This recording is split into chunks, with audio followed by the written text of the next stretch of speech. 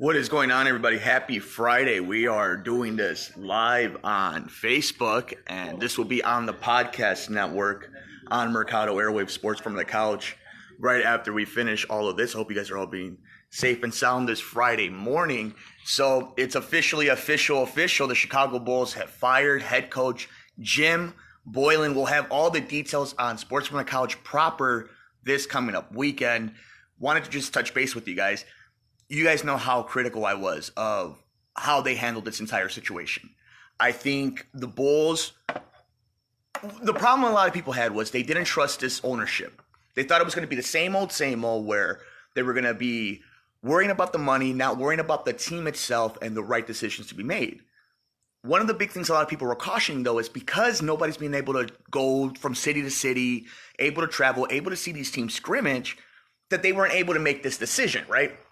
But it was so obvious where guys like me, who are big dummies that are covering these sports, knew that these players have revolted against Jim Boylen. We know how he coaches. We know his offensive schemes. We have seen that no players have developed under him.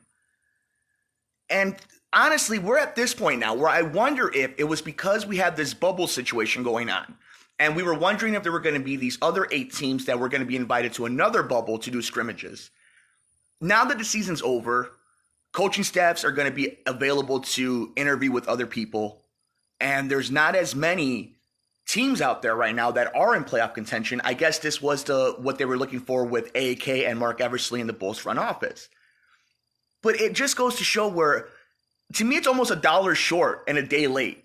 This move should have been done a long time ago. You had so much goodwill from people, and this is how it I don't want to sound like, oh, it finally happened and thank God. Like, I don't want to give him credit for that. This move should have been done a long time ago. I'm glad it did happen. So now the real question becomes, who do you hire from this situation? I don't know. I wanted to assume that I trusted this front office. I still want to give them the benefit of the doubt. But if they took them this long,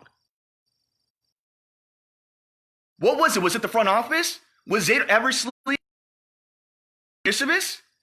Or was it the Reinsdorfs? Because if it still then made this decision so delayed, what else are they with? Guys, here's some comments. I hope you guys are all enjoying your Friday. We are free. The bad man is gone, mama. I agree.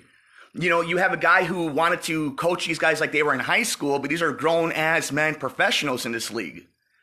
And people made fun of him. The league made fun of this man. Nobody wanted to play for him.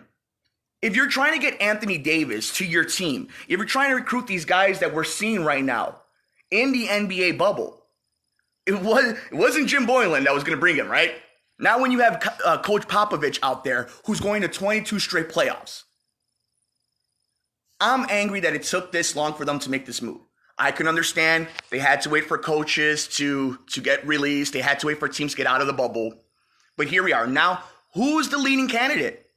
Who are you excited to see? If Brett Brown gets fired from Philadelphia, is that an option? Do you bring in Jason Kidd? These are questions that we have to ask. But what bothers me is this management has to listen to this ownership. I have a feeling that AK and Eversley were going to fire Jim Boylen when they got the chance. And the Reinsdorfs told them not to.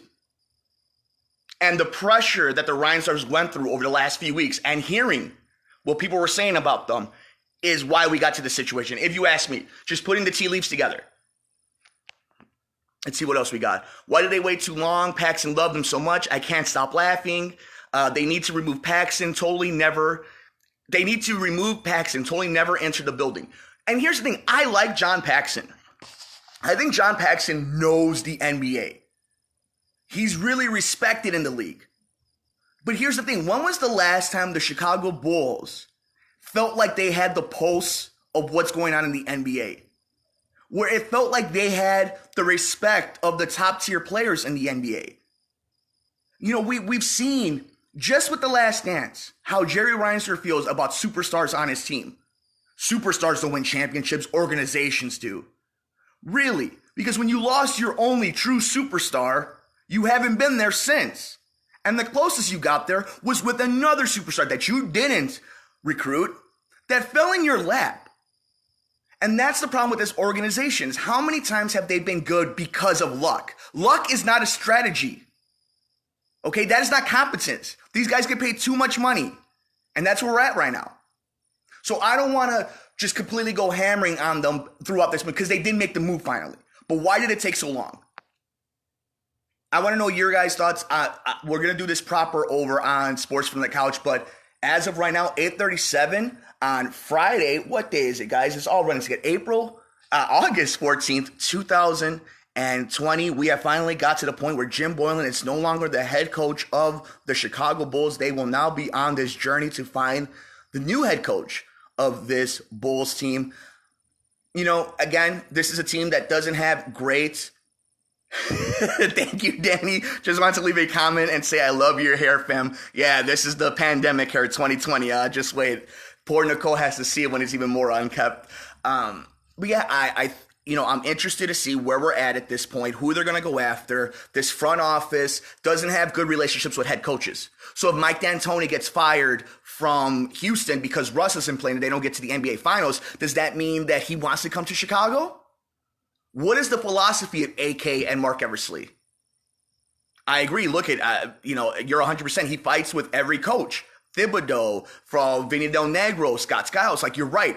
And that's the thing.